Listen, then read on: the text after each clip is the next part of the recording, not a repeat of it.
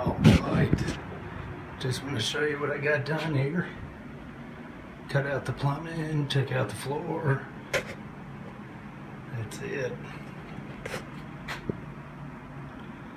Floor joists are still in pretty good shape. We'll leave those. All the subfloor came out. That's it.